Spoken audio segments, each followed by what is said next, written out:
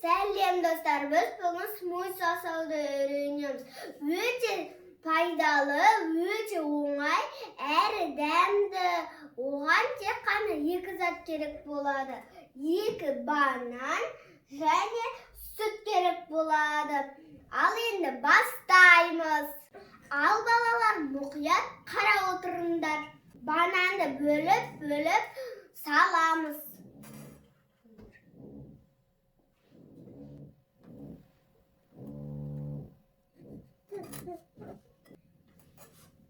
Енді сүт құямыз.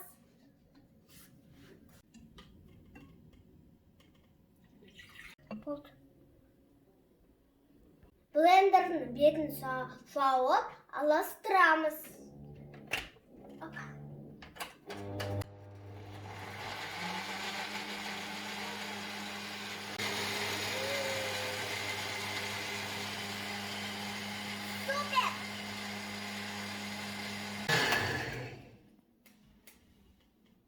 Аластырып болды. Енді мен өзімнің любимый кружкамға құямын.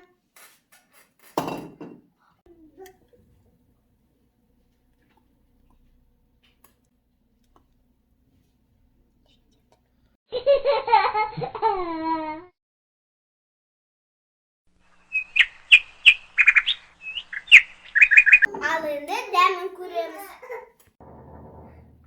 Өте дәмді әрі пайдалы. Сендер де жасап көріңдер. Пока-пока.